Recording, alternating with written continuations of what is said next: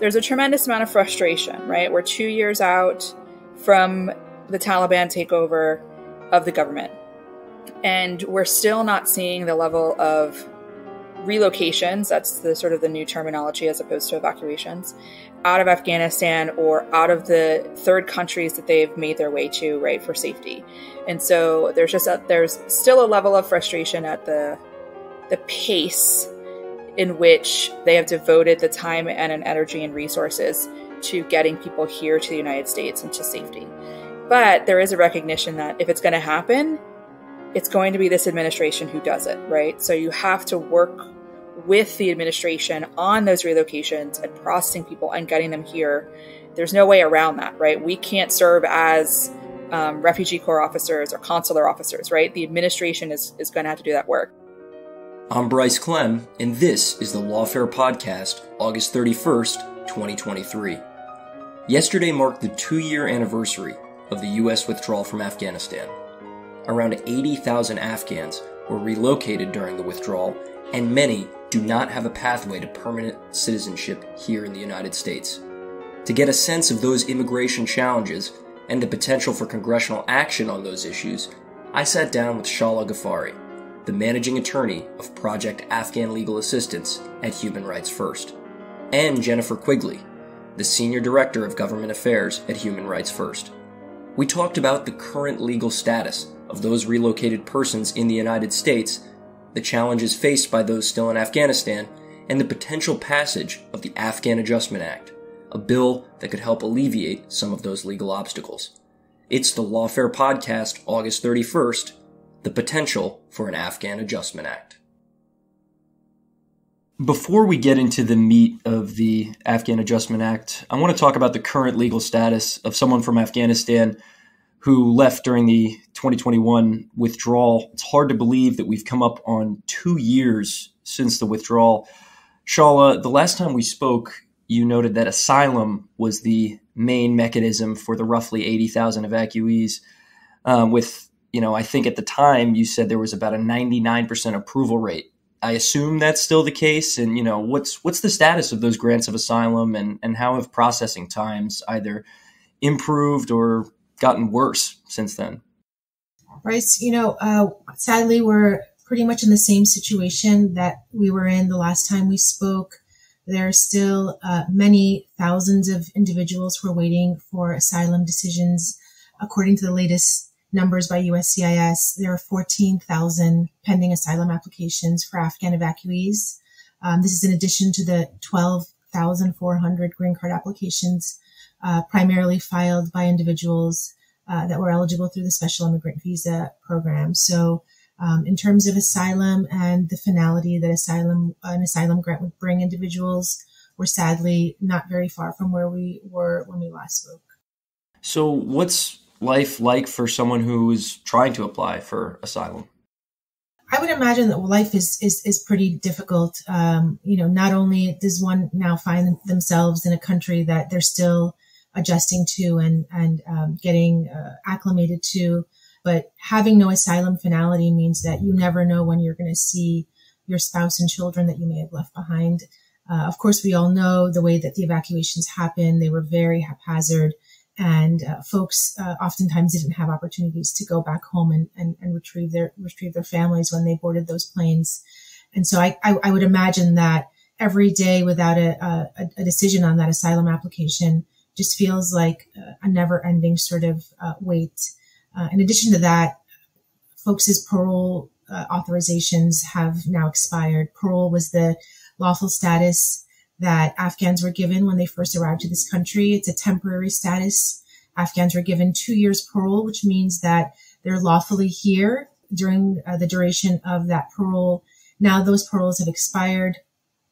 Some individuals have been automatically granted an extension of that reparole. By automatic, I don't mean it's necessarily automatic. There is a case-by-case determination made, but they don't have to apply for anything on top of their asylum application. So for those folks who have already filed for asylum or filed for a green card, the U.S. government has said that they don't need to file for anything else, that they'll review their applications and decide whether or not to grant the extension to that parole.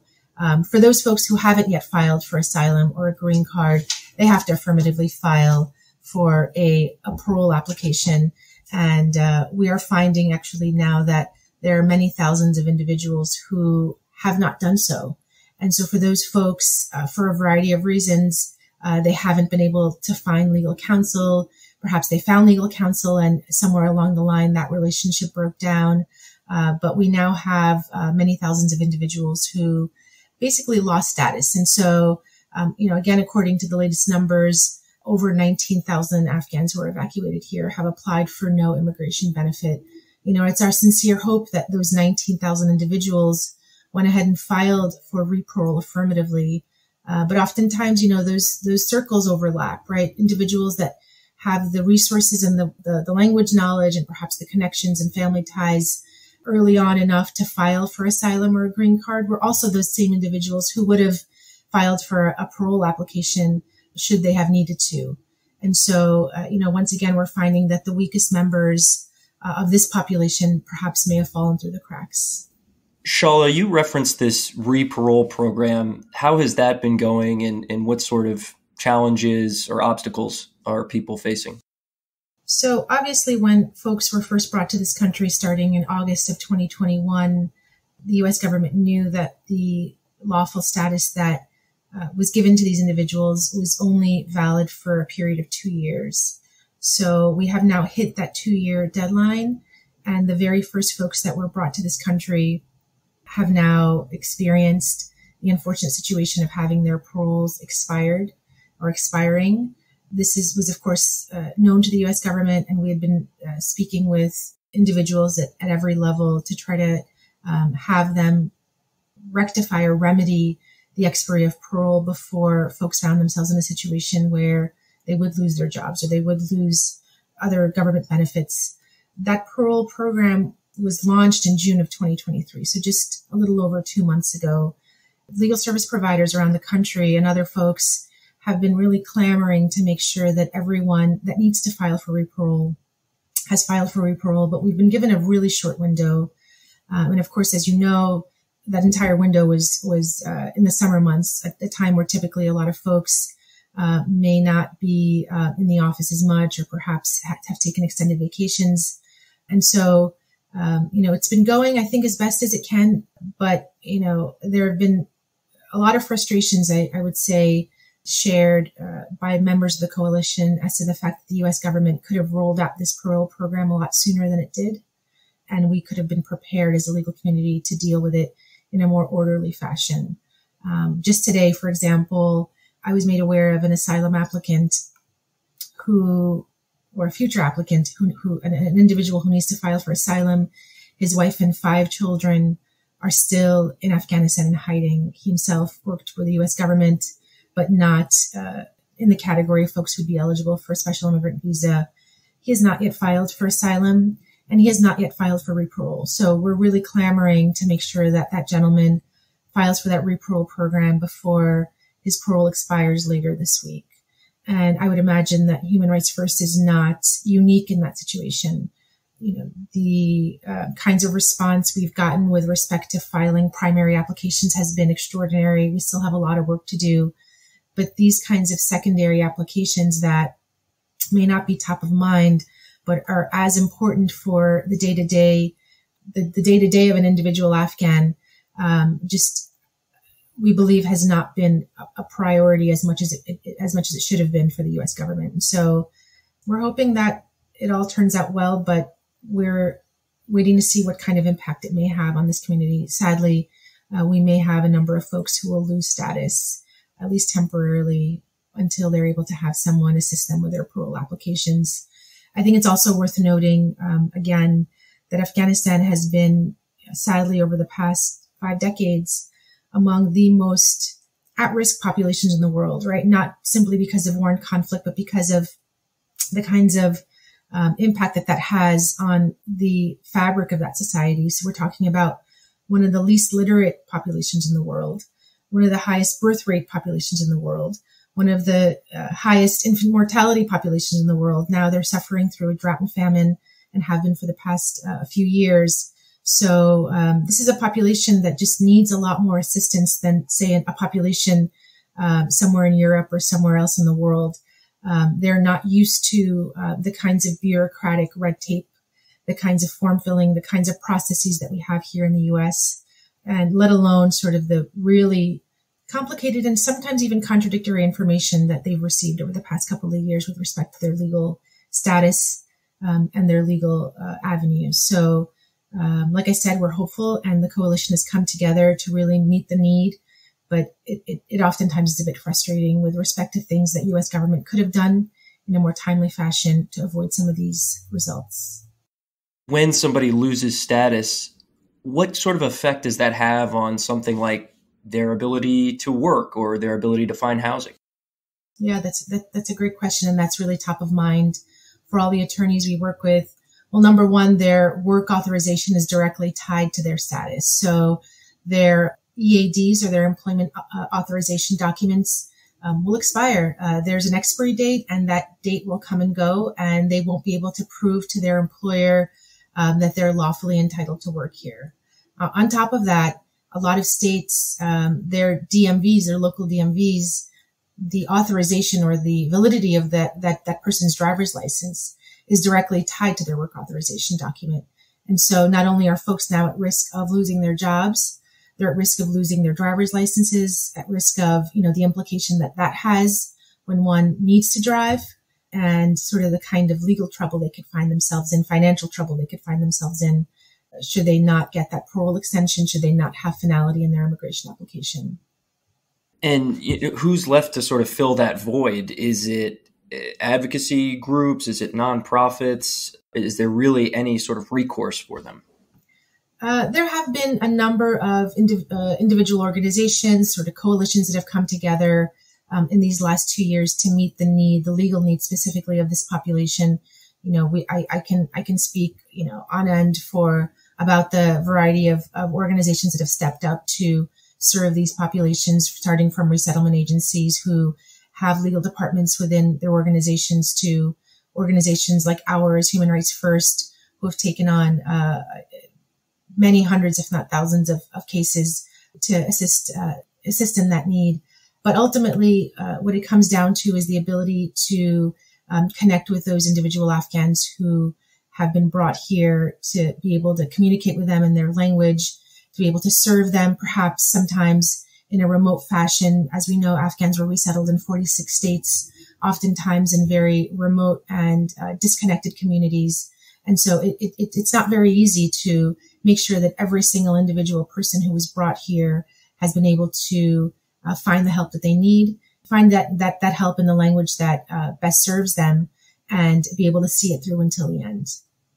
So I want to move to those who are still in Afghanistan. The last time we spoke, you mentioned that Pakistan was sort of the main artery out of the country. Is that still the case? And also the last time we spoke, you mentioned that UNHCR had sort of stopped processing and registering Afghans. I was wondering if you could speak to sort of the current status of that.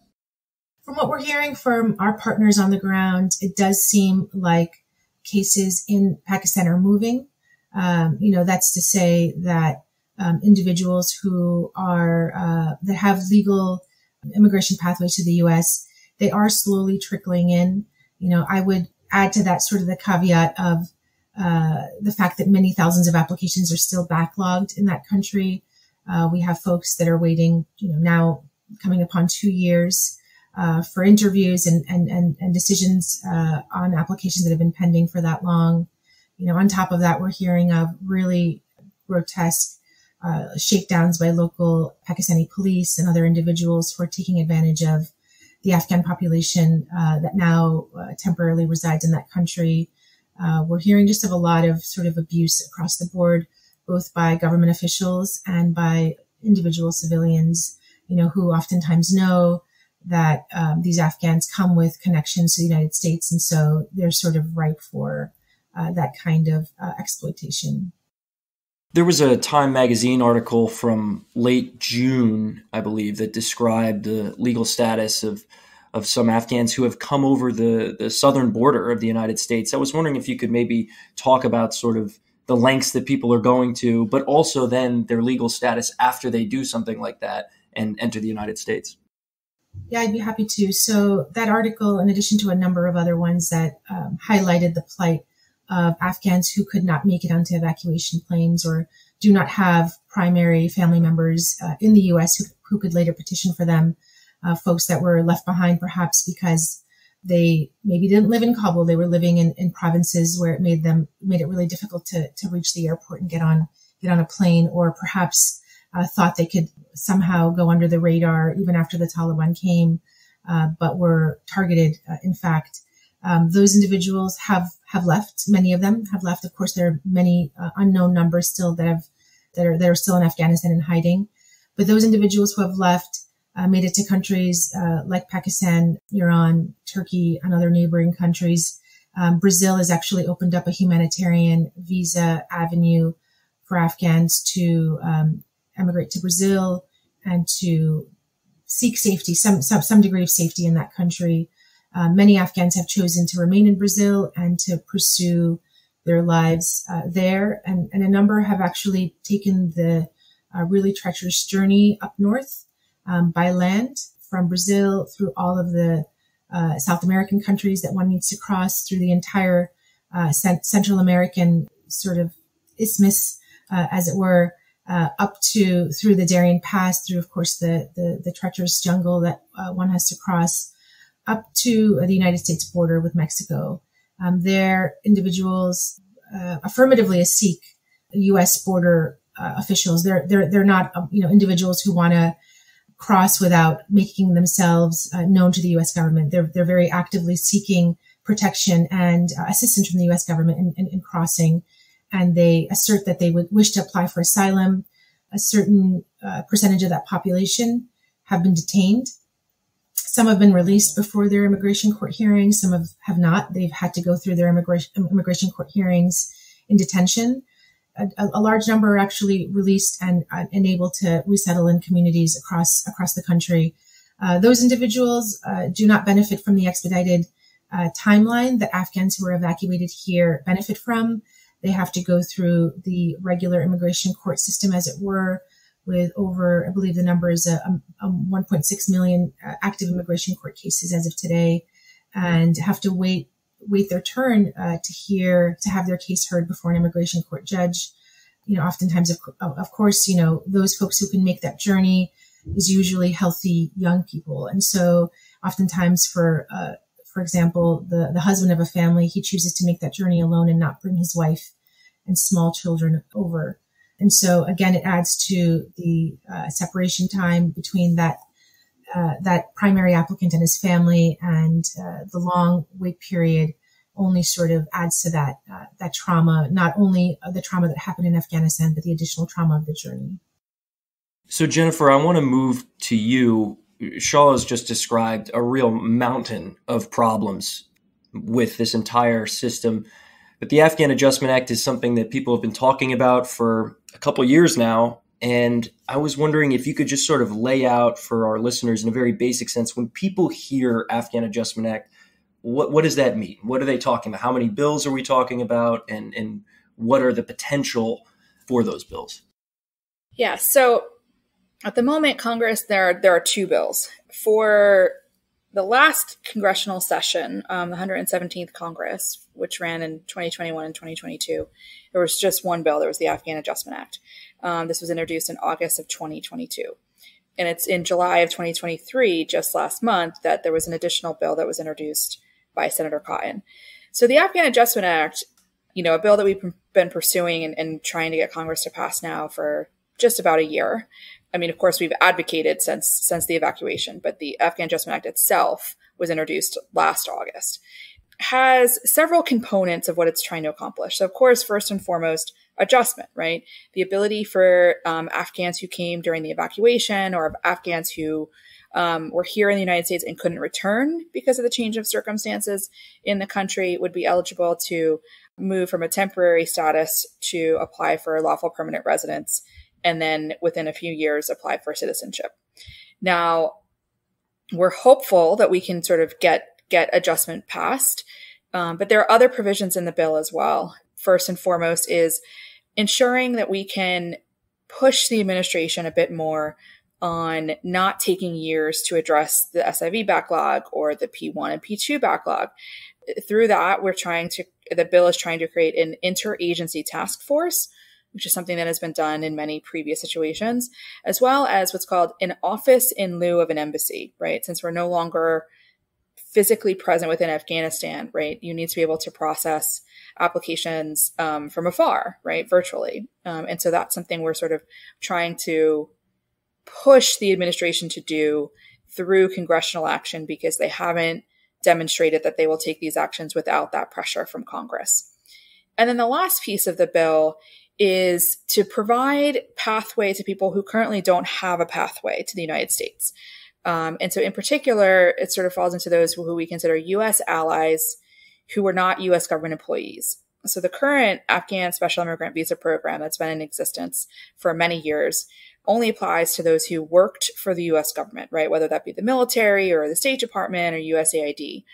And the Afghan P2 program that the administration created in the summer of 2021 applies to those who are employees of U.S. entities, and not those who necessarily were U.S. allies but didn't receive a paycheck from either the U.S. government or a U.S. entity, right? So that's, say, the female tactical platoons, the Afghan Air Force, judges, prosecutors, and others, sort of who were U.S. allies but didn't receive a U.S. paycheck.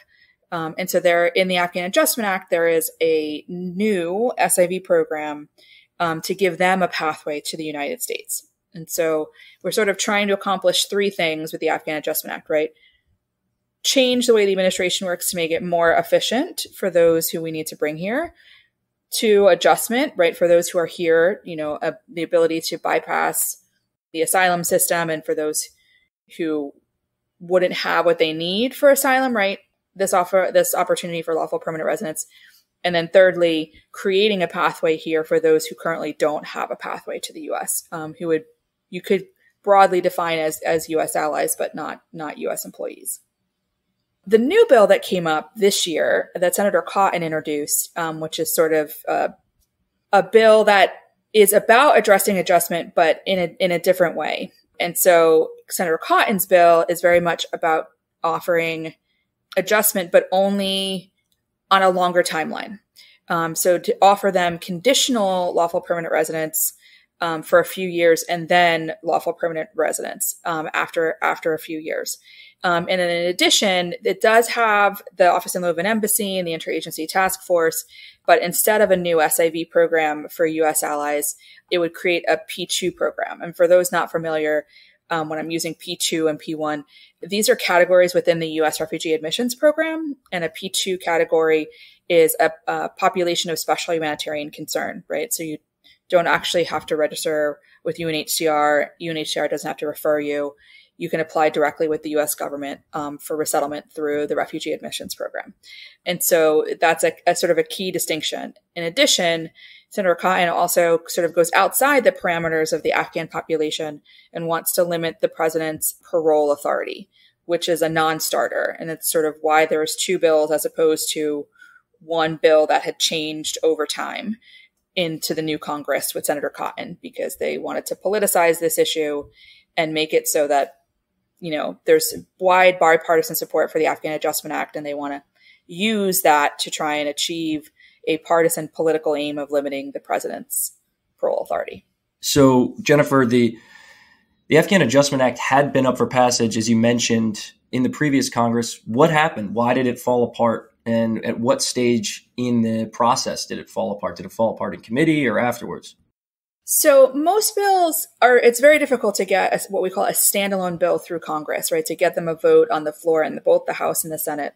The pathway typically for a bill is to be attached to must-pass legislation. And that normally means the National Defense Authorization Act, which we call NDAA, or one of the appropriations bills, which commonly get referred to as the omnibus, because the 12 subcommittee appropriation bills get lumped together for passage, and then it gets called the omnibus. And so in the last Congress, the push was to see whether or not it could be attached to the omnibus, right? The appropriations package, which funds the government for the fiscal year. Now, that was the major push in the last Congress. But if you're going to do that, you still need the approval of the chair and ranking members of the Committee of Jurisdiction. And so this bill was referred, of course, to Judiciary because it's primarily dealing with immigration, even though this is very much also a foreign policy and national security bill. And so that meant that in the Senate, Senator Durbin and Senator Grassley, and then in the House, Nadler and Jordan. And so Senator Grassley, because a lot of the focus is on the Senate, Senator Grassley objected, and that puts a major obstacle in the ability to pass it. Senator Grassley is notoriously known for being anti-immigration. He has tried over many, many years to curtail, limit, do whatever he can to prevent Afghans from coming through the special immigrant visa program. And so it really wasn't a surprise to us. We tried, a tremendous amount of advocacy targeted at Senator Grassley, knowing that he would be an opponent to this. And unfortunately, in the last Congress, we weren't able to overcome Senator Grassley's objection to this being included in the omnibus. And so Senator Grassley, though, termed out of his ability to be the ranking member for Judiciary. And so now he's no longer the obstacle because he can't be. Senator Graham, who is actually the lead Republican for the Afghan Adjustment Act, is now the ranking member for Senate Judiciary. And so that opens up a new opportunity for us in getting the Afghan Adjustment Act passed this year. And if it were to be passed this year, do you again envision it being attached to a larger bill? Yes. And so the push is still to attach it to either the National Defense Authorization Act or to an appropriations bill that comes up sometime this fall. And Shala, I want to move to you. Jennifer described, sort of the three main things that the Afghan Adjustment Act is trying to accomplish. How does that square with some of your wish list of, if you could see something happen in this space? I think it squares away very nicely with the needs of the Afghan population in the U.S. as it relates to their permanent status. Of course, we talked earlier about the need for folks to not fall through the cracks. Of course, an Afghan Adjustment Act would serve just those people. There wouldn't be a timeline, as it were, for them to file for a green card. We would have more time as a legal community to reach out to folks in those remote parts of the country and folks who are disconnected. And when we do make contact with them, we would know that they would have a fairly easy way to get permanent status. So that first piece, we would say, is the most critical for those folks who are already here. With respect to expanding the special immigrant visa program, I think it would meet the demand right now of those individuals who are frantically trying to make it to safety and perhaps not necessitate sort of the migration to the U.S. from our southern border for those folks who would qualify under this expanded version of the special immigrant visa program. And so we're really hopeful as a legal community, obviously for many reasons, that this bill passes, because we would see our legal needs changing and it being a lot easier for everyone involved, from attorneys to advocates to the Afghans themselves, to get that finality that they need for themselves and their families. Jennifer, I want to ask you a little bit about sort of the advocacy community's relationship with the Biden administration since the withdrawal. As a lot of people reported during the withdrawal, a lot of nonprofits and different groups sort of filled in a lot of the gap in sort of helping people get out of the country. And since then, there's been some reporting of cooperations between things like the Afghan Evac Coalition and the Biden administration State Department. How has that relationship evolved since the withdrawal? Maybe the best term would be frenemy, right? Or a love-hate relationship, because what you're looking at is there's a tremendous amount of frustration, right? We're 2 years out from the Taliban takeover of the government, and we're still not seeing the level of relocations, that's the sort of the new terminology as opposed to evacuations, out of Afghanistan or out of the third countries that they've made their way to, right, for safety.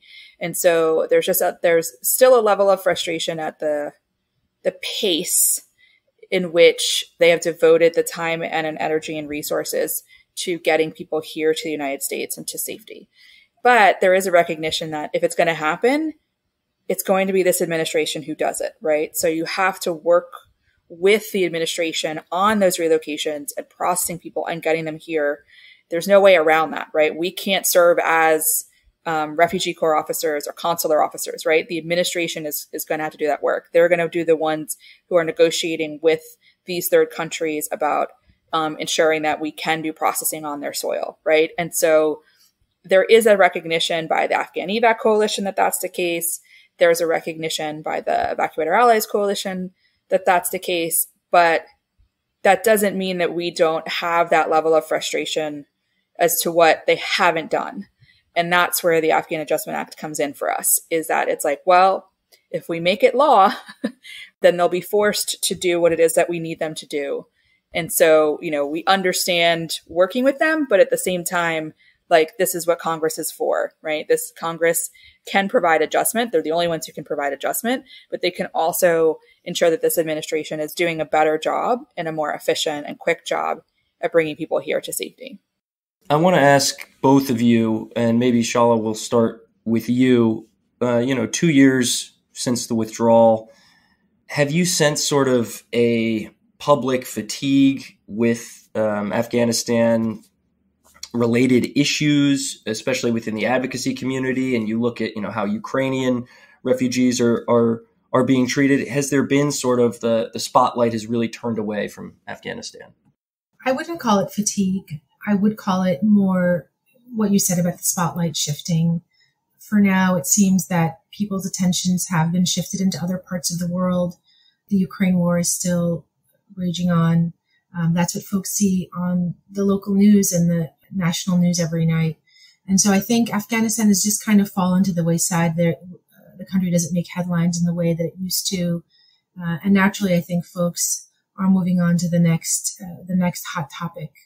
To put it sort of really plainly, I just think people have forgotten about Afghanistan again. And I think that's very sad for a country who's been forgotten about over and over again over the last 5 decades. The needs of Afghans haven't decreased just because another war, another conflict has sprouted somewhere else in the world. And I think that necessarily then translates into the kind of mobilization that we have with respect to volunteers, with respect to donors, with respect to advocates. Advocates obviously have the best of intentions. They want to help folks. They want to help the people that they feel are deserving of their assistance and their time and their money. And I think when folks are not constantly reminded of that continuing need, I think it's very reasonable then to assume perhaps that those populations don't then need our help anymore. And that couldn't be farther from the truth with respect to Afghans, not only that are here, but those that are stuck in Afghanistan still, and those that are in third countries with very tenuous legal statuses there. And Jennifer, is there anything you'd like to add? Yeah, I'd say we actually had a shift in the opposite direction when it comes to congressional advocacy for the Afghan Adjustment Act. In particular, there was the sense of, at the beginning, we've got to focus on getting them shelter and jobs and get set up in their communities. And with Congress, it was like, oh, they're good for 2 years, right? We don't have to worry about this population. They've got humanitarian parole, and administrations love to just, allow people temporary status to go on and on. But there really has been a recognition in the past year that it's like, no, employers are upset that Congress hasn't passed the Afghan Adjustment Act to give their new employees a permanent status, right? Communities are, it's like they're now their neighbors and their friends and their family members. And it's like, but these people have a temporary status that's going to expire. And so why hasn't Congress acted, right? Veterans groups are angry. We're like, they've spoken over and over again about the fact that it's just like, we owe a debt to this population, and why haven't we honored that, right? Like, no other community in other countries is going to help us if they see how we treated Afghans. And so we haven't seen a drop in advocacy. If anything, we've seen people sort of be like, Congress, you have to do your part. Like, you can no longer sort of say like, oh, it's fine for them to have a temporary status. And we feel as if there is that recognition by many members of Congress. And so, for instance, when we introduced the Afghan Adjustment Act in August of last year versus July of this year, the number of co-sponsors, on both sides of the aisle doubled in the House. And we're seeing that grow and grow as there is this recognition that this is a population that they have a responsibility to. And so for us, we're thankfully, right, like everybody who is connected with this community recognizes that there is still work to be done and is sort of demanding that of Congress. And we see an increased recognition in Congress that there is a role that they must play, and they can't rely upon the administration solely to deal with this population. This is another question for both of you. When you look back on your professional experience during the past 2 years, what sticks out and what are some either heartening or disheartening moments that you've had? I think with respect to the legal community, it's been incredibly heartening to see the turnout that we have over the last 2 years. We have some really wonderful members of the legal community who have stepped up and taken on very huge families, oftentimes, of Afghan asylum seekers. They may get connected to one individual and then learn about the need of a brother or a cousin or parents that also need to file for asylum, and they'll take the whole family on without question, see their case through all the way to the end. We've had individual lawyers pay out of their own pocket for things such as baby supplies, buy the meals. We had an attorney that bought a laptop computer for one of our clients who needed it for work. We just had an incredible amount of turnout with respect to them providing not just legal support, but also the kind of social support that folks need in order to try to make up, I think, for some of the things that were lost from that really difficult transition from Afghanistan here. So for me, during the course of my work over the past 2 years, it's been just really so uplifting and such a blessing to be able to witness that and work with these attorneys hand in hand to make sure that those asylum applications are filed and seen to finality. Likewise, there hasn't been a single attorney who, once they win their asylum case, who has just walked away from it, right? At that point, they're all in and they're really committed to making sure that applicant's spouse and children are brought here, that applicant walks away from that experience with a green card in their hand. So they'll see it all the way through. And so what initially starts as a relationship that we tell folks, will take just a perhaps limited number of months, considering the expedited timeline, has now lasted for many years, and we anticipate for many years longer. I will say what the most heartening for me in this work is how incredibly diverse and broad our coalition is. You have the veterans organizations, faith groups, legal service providers, human rights organizations, local community groups, Afghan American organizations, business community, right? You just, across the political spectrum, every type of organization out there consider this an American imperative, right? This wasn't about partisan politics. This was about like the right thing to do.